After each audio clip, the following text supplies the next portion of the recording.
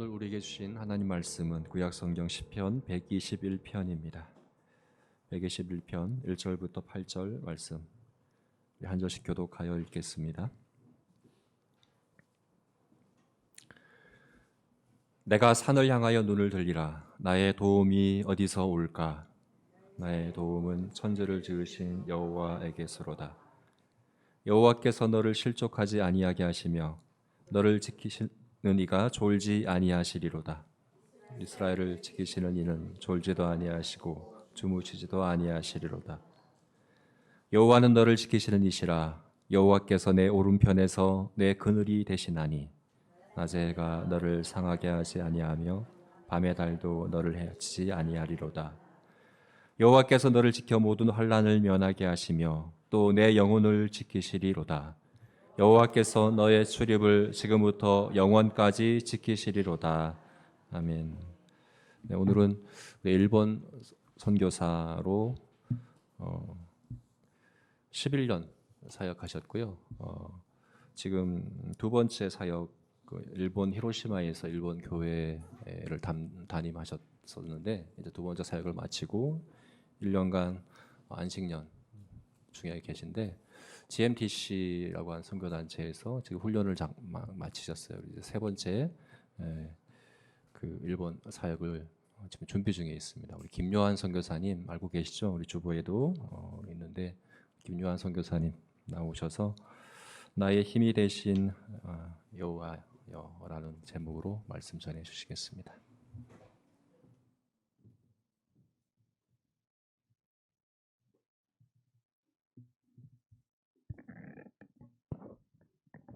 네, 여러분 반갑습니다. 소개받은 김유한 선교사입니다. 오늘 이렇게 특별하게 또 여러분과 말씀을 나눌 수 있는 귀한 시간 허락하신 하나님께 감사드립니다. 이렇게 특별하게 하나님께서 허락하신 뜻과 인도하심과 하나님의 계획하심이 있음을 믿습니다. 저는 소개받은 대로 일본에서 11년간 사역을 했습니다. 처음에는 예수전도단이라는 선교단체에서 6년간 사역을 하고, 그리고 이제 한국에 돌아와서 또 7, 8년간 또 교회 사역을 하고요. 그리고 최근 5년간은 히로시마에 있는 히로시마의 요시와라고 하는 아주 작은 마을에 교회에 청빙 받아서 거기서 5년간 사역을 하고, 올해 작년 12월에 사임을 하고요. 올해 다시 사역을 준비하면서 이제 안식년을 하면서 다음 사역을 준비하고 있습니다. 저는 일본에서 5년간의 생활을 정리하고 한국에서 지금 선교 훈련을 받고 지금 마쳤는데요. 그 결정을 하게 된 이유는 저의 인생의 전환기를 잘 준비하고 보다 의미 있는 사역을 준비하기 위해서 이런 결정을 하고 지금 훈련받고 나아가고 있습니다. 저는 이제 자녀가 3명이 있습니다. 큰 아이는 이제 고3이 됐고, 둘째 아이는 중학교 1학년, 막내는 이제 6학년, 이제 아이가 3명이 있는데요. 말씀 전에 저희 가족 얘기를 잠깐 하고 좀 저희 소개를 하겠습니다. 저희 아이가 있는데 큰 아이가 좀 사춘기를 좀 험하게 지냈어요. 그래서 이제 큰 아이가 일본에 이제 처음 갈 때는 중학교 1학년이었는데 일본어를 하나도 모르는 상황에서 이제 일본어 중학교 공부를 하려니까 아주 좀 힘들었나 봐요. 그래서 마음고생도 많이 하고 힘들었는데, 이제 아이가 이제 중학생이 되고 보니까 부모를 이제 객관적으로 보기 시작합니다.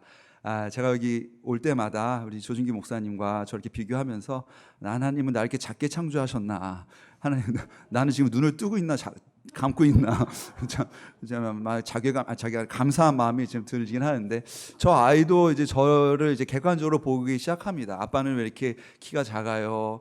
우리 차는 왜 이래요? 아빠는 뭐 이렇게 막 이렇게 저를 이제 외모를 가지고 평가를 하는 거예요. 그래서 처음에는 아이가 사춘기구나, 그래서 참 잘 보내야지 하는데 하루 이틀이지. 계속 얘기를 하니까 속에서 부글부글 하는 거예요. 그래서 이제 막 듣다 못해서 저도 이제 딸한테 한마디 했습니다. 저희 딸애가 주희인데, 주희야, 너 그거 아니? 너 아빠 키 얼굴 보고 자꾸 평가하는데 너 나랑 똑같이 생겼어. 아이가 그 소리 듣고 펑펑 울었습니다. 울어?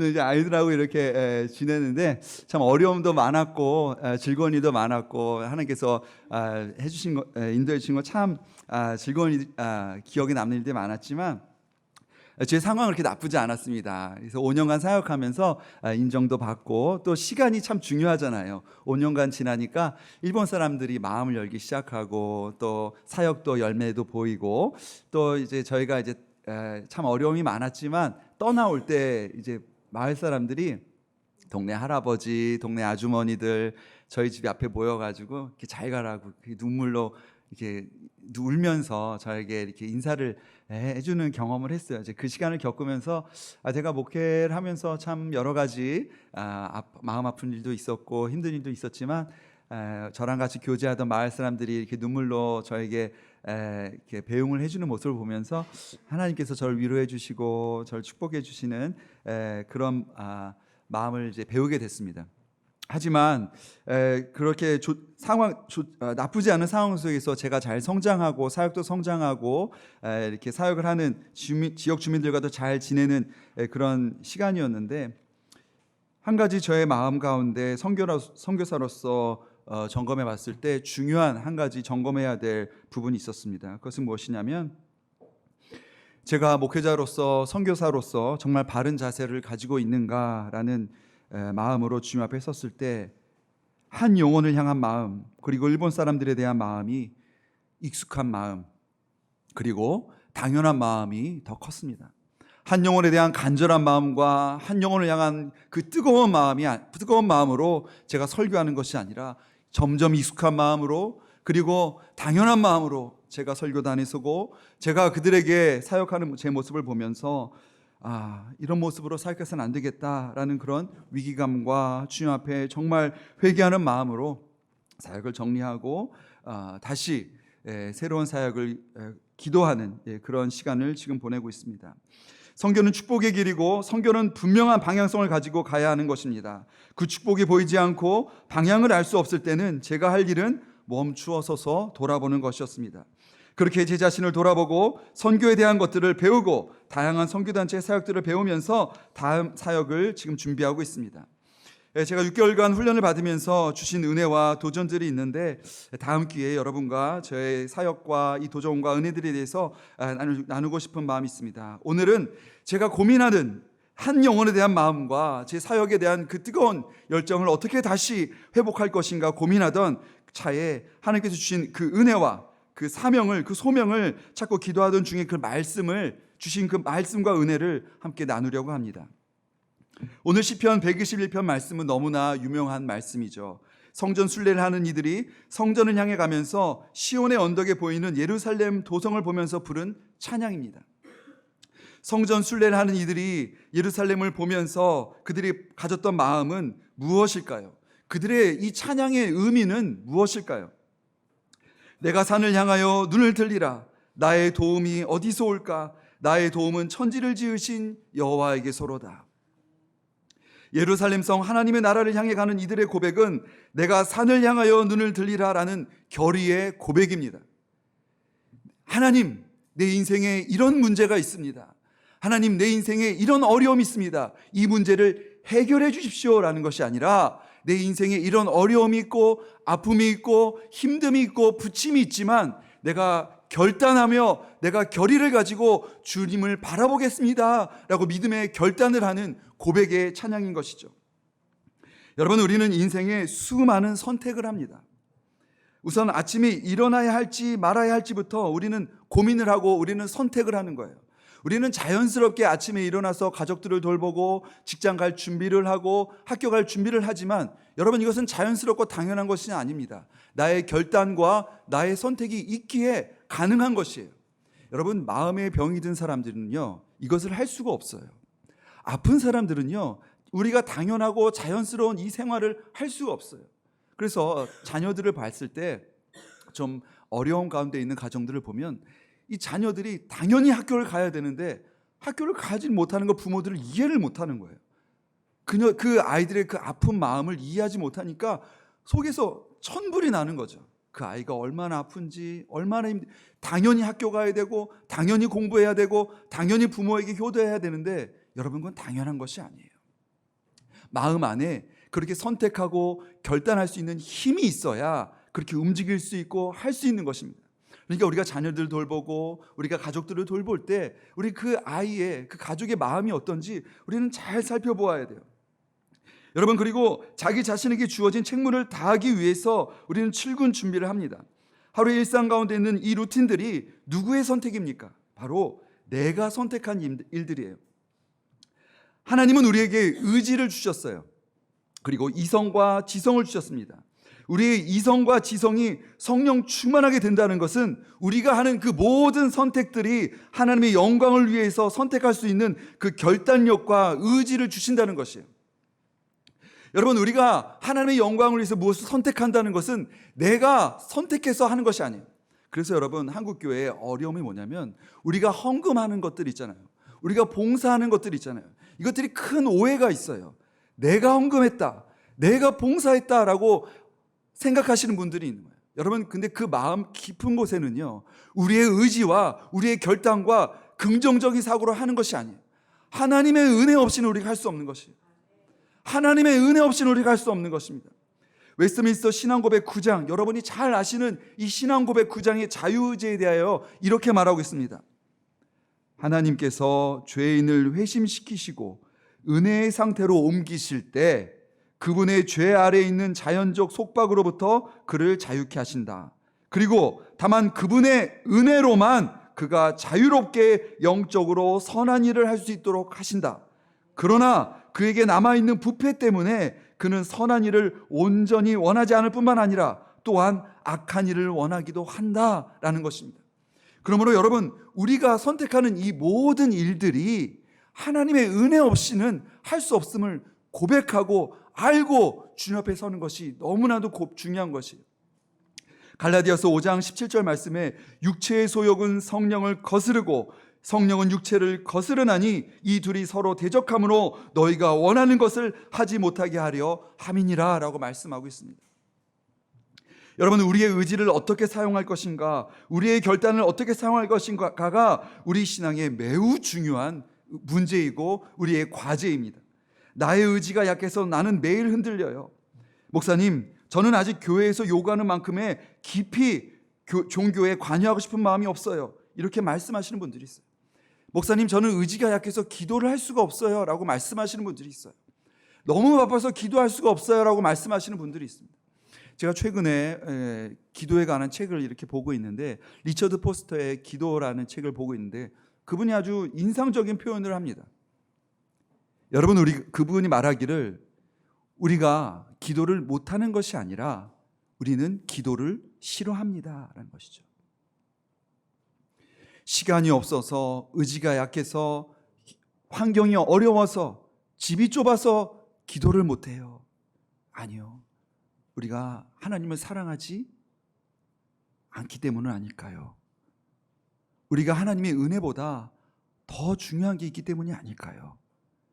우리가 죄를 선택하는 것, 우리의 의지가 약한 것이 아니라 우리가 하나님보다 더 사랑하는 것이 있기 때문이 아닐까요? 예배 오는 것이 어렵고 힘들고 재미없는 것이 아니라 예배보다 아직도 우리 마음에 더 사랑하고 더 중요한 것이 있기 때문이 아닐까요? 사랑하는 제자교회 성도 여러분, 우리 개인의 신앙은 결코 강요된다고 자발적으로 행해지는 것이 아닙니다. 우리 개인의 신앙은 내가 결단한다고 해서 갑자기 생기는 것도 아닙니다. 우리의 신앙은 오직 은혜로만 가능한 것입니다. 다만 우리가 할 수 있는 것은 이 은혜를 구하는 것뿐이죠. 그러므로 우리가 할 수 있는 것은 단 한 가지, 눈을 들어 산을 보는 것입니다. 눈을 들어 산을 보는 것은 무엇입니까? 여호와의 도성은 무엇입니까? 하나님의 임재가 있는 곳입니다. 하나님의 예배가 있는 곳입니다. 하나님의 약속이 있는 곳입니다. 여러분, 오늘 예배 이 자리는 하나님의 임재가 있는 곳입니다. 성령님께서 이곳에 우리와 함께 하십니다. 이곳에 하나님께서 임재하셔서 우리의 찬양과 우리의 기도와 우리의 봉사와 우리의 헌금과 우리의 마음을 받고 계십니다. 우리가 할 것은 우리의 죄를 고백하고 우리가 하나님을 사랑하는 것입니다. 하나님의 은혜를 구하는 것이죠. 내가 산을 향하여 눈을 들리라. 나의 도움이 어디서 올까? 나의 도움은 천지를 지으신 여호와에게서로다. 우리의 연약함과 미성숙함을 인정하고 보다 성숙하고 영향력 있는 삶으로 살기로 선택하는 것이 바로 우리의 신앙생활인 것이죠. 여러분, 우리는 어떻게 이런 선택과 결단을 하게 되는 것일까요? 우리는 어떻게 이런 결단과 선택을 하게 될지 우리 시편 121편 3절로 8절 말씀에 구체적으로 우리에게 알려주고 계십니다. 이 3절에서 4절 말씀을 보면 이렇게 말씀하고 계세요. 여호와께서 너를 실족하지 아니하게 하시며 너를 지키시는 이가 졸지 아니하시리로다. 이스라엘을 지키시는 이는 졸지도 아니하시고 주무시지도 아니하시리로다 라는 것이죠. 여러분, 여기서 말씀하고 있는 실족하다라는 것은 히브리 뜻 안에는 비틀거리다, 흔들리다 라는 뜻이 있습니다. 여러분, 우리가 아셔야 될 것은 무엇이냐면 우리는 신앙생활 가운데 흔들리기 마련입니다. 흔들리지 않으려는 사람은 없어요. 모든 사람이 흔들리기 마련이에요. 왜요? 우리는 죄인이기 때문입니다. 그것은 우리의 죄성에서 나오는 자연스러운 현상이에요. 우리는 죄를 지을 수밖에 없고 흔들릴 수밖에 없는 그런 존재인 것입니다.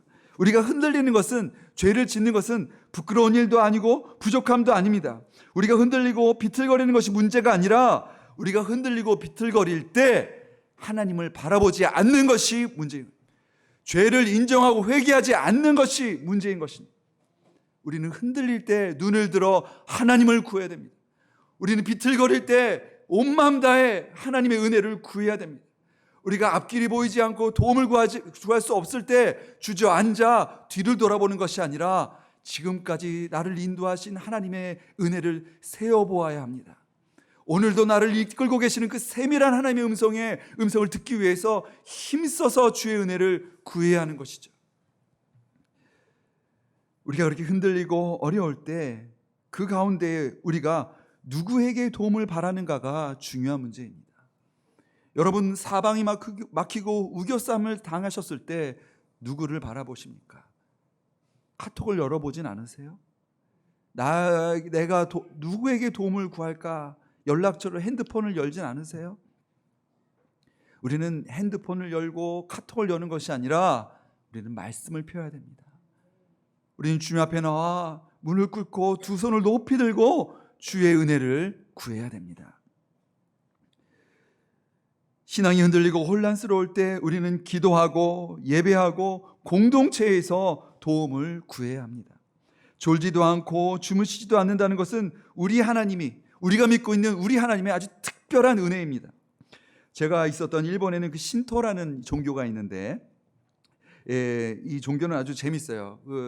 그 모양은 우리 성막과 아주 비슷한 모양을 하고 있는데, 가면 어떻게 의식을 하냐면 먼저 동전을 탁 던집니다. 동전을 딱 던지면 헌금 박스 이렇게 함이 있는데 동전을 탁 던지면 동전 떨어지면 소리가 나잖아요. 딸랑이 아니라 달가락 소리가 납니다. 그리고 나서 종을 두 번, 그 앞에 종이 두어 번 차랑차랑차랑하고 종소리를 내요. 그리고 나서 또 손뼉을 이렇게 칩니다. 그리고 나서 이제 기도를 해요. 기도는 대부분 그런 거예요. 날 뭐 잘 되게 해주십시오. 복을 비는 거죠. 그런데 동전을 던지고 종을 치고 박수를 치는 이 모든 의식이 무엇을 의미하냐면 잠들어 있는 신을 깨우는 거예요. 그들이 믿고 있는 그 신을 불러들이는 겁니다. 여러분, 이 일본에 있는 이 종교만 그런가요? 저는 잘 경험한 적은 없지만 무당들은 어때요? 영화나 드라마에서 보면 그들은 어떻게 그 신을 초청하기 위해서 요란한 소리를 내고 몸을 자해를 하고 돈을 내고 음식을 하고 희한한 요란한 짓을 합니다.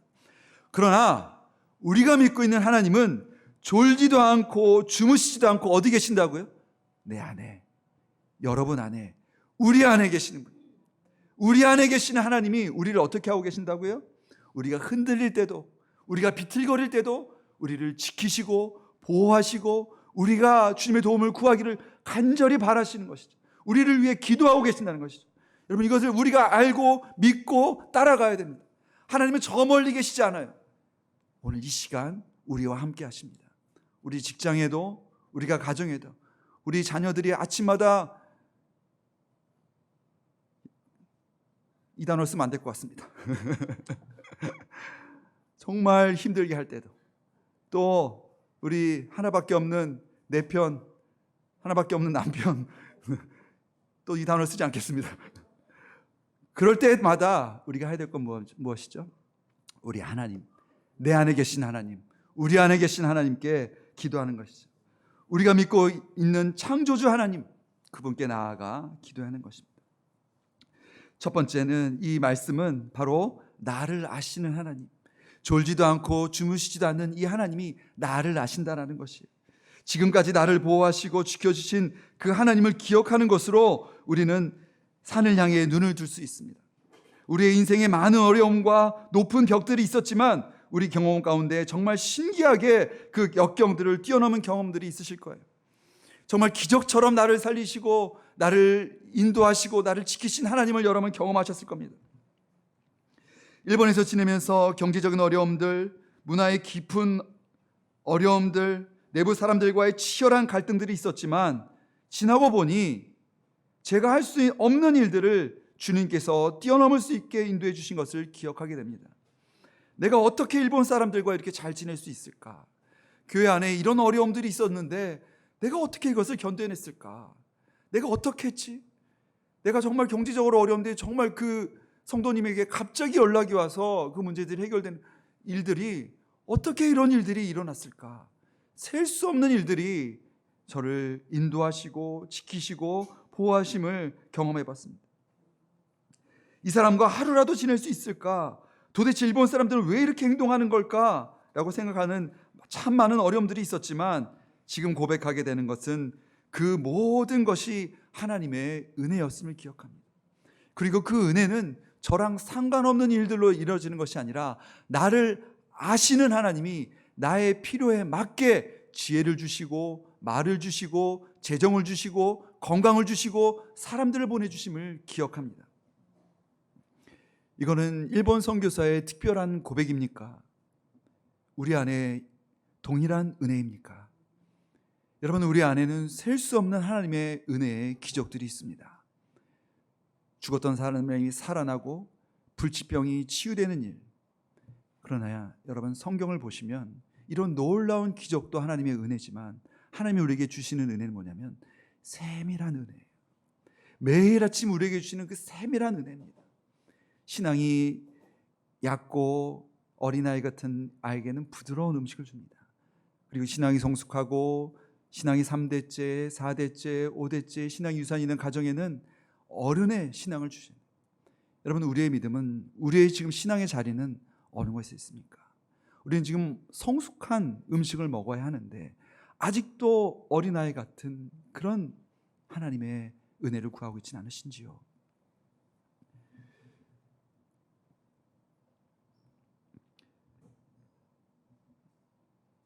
내가 믿는 하나님이 나를 지켜주신다는 것을 고백할 때 우리는 눈을 들어 산을 볼 수 있습니다. 두 번째는 나를 보호하시는 하나님입니다. 5절에서 6절 말씀이 이렇게 되어 있습니다. 여호와께서 너를 지키시는 이시라. 여호와께서 내 오른편에서 내 그늘이 되시나니 낮의 해가 너를 상하게 하지 아니하며 밤의 달도 너를 해치지 아니하리로다 라고 말씀하고 계세요.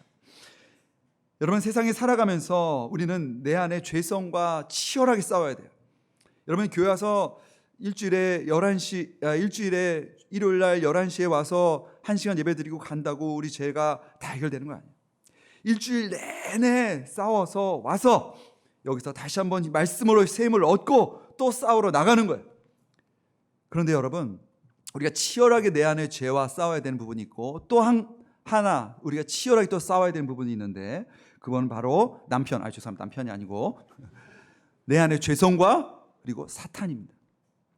여러분, 우리의 영적 전쟁은 우리에게 매우 중요해요. 그래서 어떤 분들은 여러분 이 사탄 마귀 전문가가 되시는 분들이 있어요. 사탄에 대해서 마귀에 대해서 잘 아는 것이 영적이라고 생각하시는 것 같습니다. 아닙니다. 여러분, 성경에서는 우리에게 사탄의 전문가가 되라고 말씀하고 있지 않아요. 하나님께서는 우리에게 하나님의 전문가, 말씀의 전문가가 되라고 말씀하고 있어요.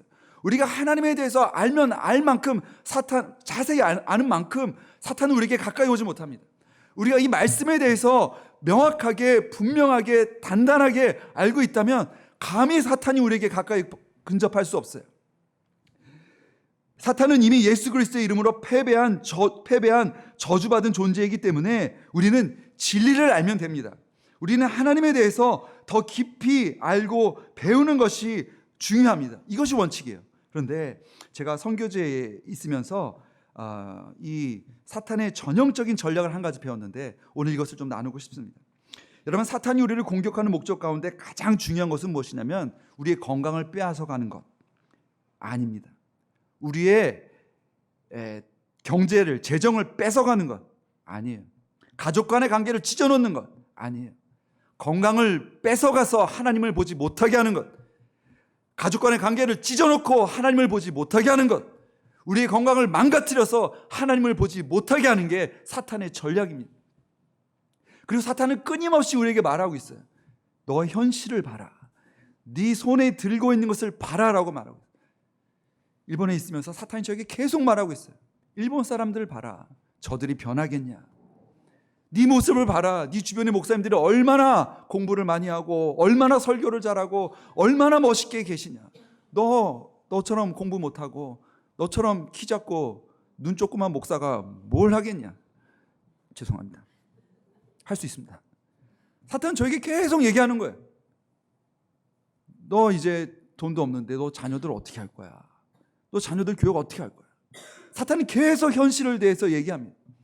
그러나 하나님은 저에게 이렇게 말씀하십니다. 여호와는 너를 지키시는 이시라. 여호와께서 내 오른쪽에서 내 그늘이 되시나니 낮의 해가 너를 상하게 하지 아니하며 밤의 달도 너를 해치지 아니하리로다. 하나님은 눈을 들어 나를 보라라고 말씀하고 있어요. 나의 현실을 보는 것이 아니라 하나님의 약속을 보라. 내가 가지고 있는 것으로 무엇을 할까가 아니라 하나님이 주실 것을 기대하며 소망하며 약속을 신뢰하며 발을 내디뎌라 라고 말씀하고 있는 것이죠. 사탄은 우리에게 현실을 똑바로 보라고 얘기합니다. 사탄이 공격할 때 여러분 허무맹랑한 거 가지고 우리를 공격하지 않아요. 밤에 갑자기 나타나서 우와, 그건 사탄이 아니지. 헛것을 본 거지. 우리를 겁주려고 하는 게 아니에요. 사탄은요, 팩트를 가져가서 우리가 와서 얘기를 해요. 현실을 가지고 와서 얘기를 합니다. 귀찮고 무섭고 그런 것들이 있지만 우리가 정말 크게 영향을 받는 것은 우리 현실의 문제인 것입니다. 사탄은 우리의 상처와 고통을 보라고 이야기합니다. 그리고 거기에 집중하라라고 이야기하는 것이죠. 내가 가지고 있는 상처, 내 집에 있는 문제, 내 현실을 집중해라라고 말씀하는 것이죠. 사탄은 실패를 보라고 말합니다. 좌절한 현실적인 이유들을 적나라하게 보여줘요. 그리고 속이고 파괴하고 깨트리라라고 이야기합니다. 이것은 어떤 전략입니까? 사탄이 예수님에게 하셨던 전략이에요. 돌덩이가 떡덩이가 되게 하라. 내가 만일 하나님의 아들이거든 성전 꼭대기에서 뛰어내리라. 지극히 높은 산으로 가서 천하 만국과 그 영광을 보여주며 만일 내게 엎드려 경배하면 이 모든 것을 내게 주리라. 예수님에게, 감히 예수님에게 사탄이 도전하는 것이죠. 사탄은 현실을 가져와서 우리에게 묻습니다. 나에게 예배하라. 땅을 봐라. 현실을 봐라. 그러나 예수님은 사탄에게 이렇게 말씀하고 계십니다. 사단아, 물러가라. 기록되었을 때 주 너의 하나님께 경배하고 다만 그를 섬기라 하였느니. 예수님은 말씀하고 있어요. 사탄아, 물러가라. 주 너의 하나님께 경배하고 다만 그를 섬기라. 여러분, 사단은 우리에게 말할 수 있어요. 네 현실을 봐라. 너의 고난을 봐라. 너의 실패를 봐라. 너의 문제를 봐라. 여러분, 우리는 분명히 말해야 됩니다. 사단아, 물러가라. 기록되었으되 우리에게 약속을 주셨습니다. 이 완전하고 분명한 하나님의 약속을 주셨어요. 이 기록을 펴고 우리에게는 사단에게 말해야 돼요. 주 너의 하나님께 경배하고 다만 그를 섬기라. 나는 오직 살아계신 하나님만 예배하고 하나님만 섬기리라 라고 고백할 때 우리에겐 소망이 넘쳐날 줄 믿습니다. 우리에게 세임 주실 줄 믿습니다. 우리에게 새 길을 열어주시는 것이죠. 긍정적인 생각과 어떤 초능력적인 초자연적인 것을 말하는 것이 아니라 하나님의 약속을 믿고 나아갈 때 눈을 들어 산을 본다는 것은 나의 도움은 천지를 지으신 여호와에게서 온다라는 고백인 것이죠. 사단이 가장 두려워하는 것은 우리가 하나님을 온 마음 다해 예배하는 것입니다. 우리가 죄를 안 짓는 것은 불가능합니다. 그러나 우리는 선택할 수 있습니다. 우리가 죄 가운데 있을 때 우리가 다시 한번 선택할 수 있어요. 예배를, 기도를, 말씀을 선택하고 하나님께 나아가는 것이죠. 여러분, 우리는 너무나 큰 죄인이고 우리의 인생은 좌절과 실패로 가득합니다. 그러나 그 가운데 우리는 선택해야 하고 선택할 수 있습니다. 온 마음 다해서 하나님을 예배하기로, 마음이 너무 힘들고 주님 앞에 나와도 입술을 열어 기도할 수 없을 때라도 힘을 내서 주님 앞에 나오는 것이죠. 힘을 내서 이 주의 전에 나와서 기도하는 것입니다. 그러므로 이 주의 전은 너무나 거룩한 곳이고 이 주의 전은 성스러운 곳이 되어야 합니다. 우리가 이렇게 선택해서 힘을 다해서 하나님 앞에 나아갈 때 우리는 눈을 들어 주를 보게 되는 것이죠. 마지막 세 번째, 나를 겸손케 하시는 하나님입니다. 여호와께서 너를 지켜, 7절 8절 말씀에 여호와께서 너를 지켜 모든 환난을 면하게 하시며 또 내 영혼을 지키시리로다. 여호와께서 너의 출입을 지금부터 영원까지 지키시리로다.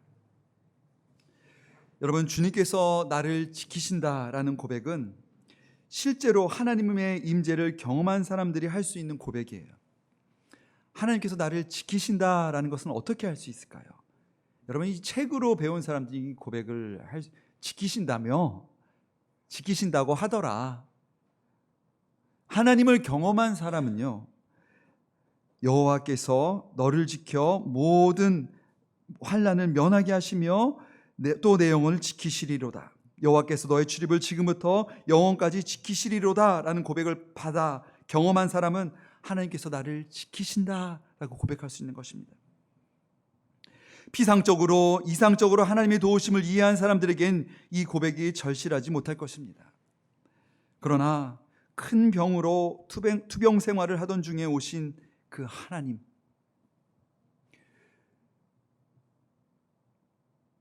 깊은 인간관계의 갈등 속에서 주신 하나님의 기적적인 평안, 절체절명의 경제적 위기 속에서 기적처럼 내려주신 하나님의 도우심, 소망이 없고 절망적이던 우리 자녀들이 일어나고 변화되고 새 길을 찾아가는 놀라운 하나님의 은혜,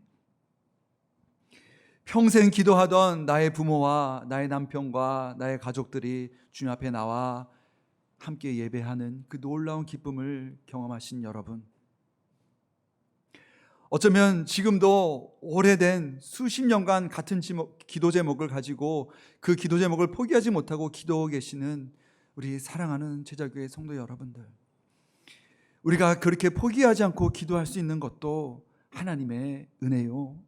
우리가 그를 위해, 그 문제를 위해 기도할 수 있는 누군가가 될 수 있는 것도 하나님의 은혜임을 우리는 알아야 합니다. 아무리 기도해도 변화되지 않고 아무리 기도해도 변화될지 새로운 길이 보이지 않을 것 같은 그 상황 속에서 나마저 기도를 포기한다면,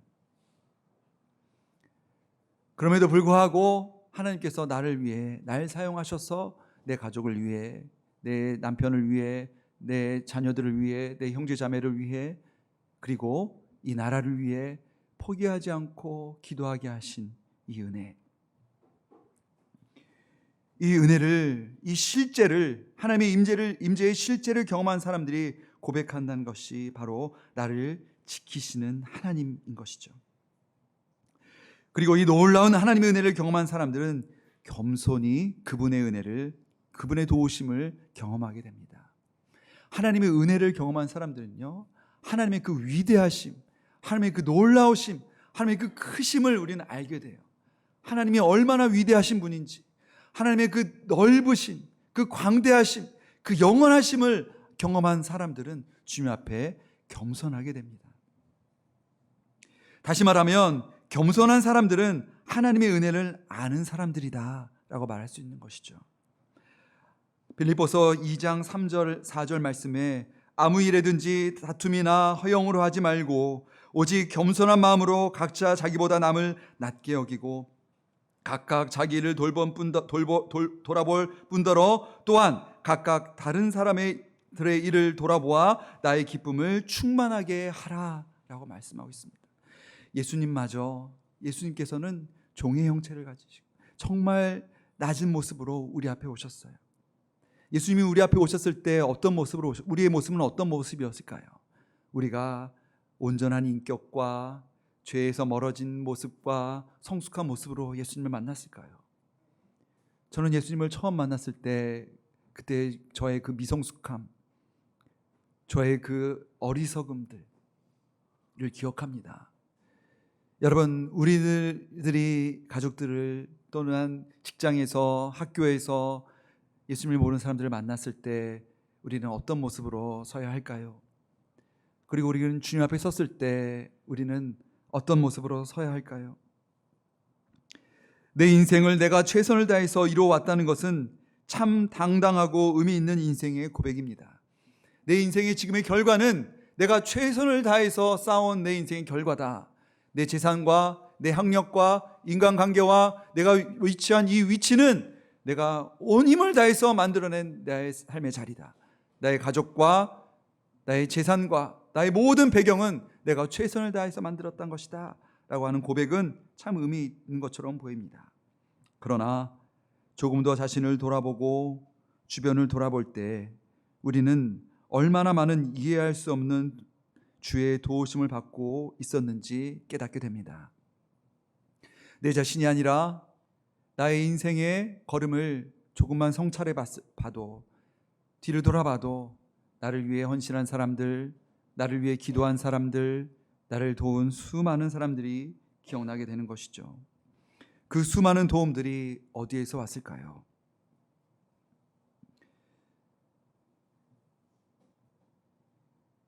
여호와께서 너를 지켜 모든 환난을 면하게 하시며 또 내 영혼을 지키시리로다.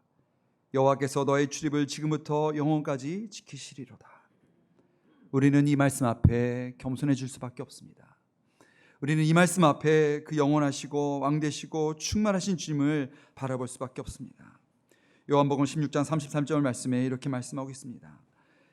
이것을 너희에게 이르는 것은 너희로 내 안에서 평안을 누리게 하려 함이라. 세상에서는 너희가 환난을 당하나 담대하라. 내가 세상을 이기었노라.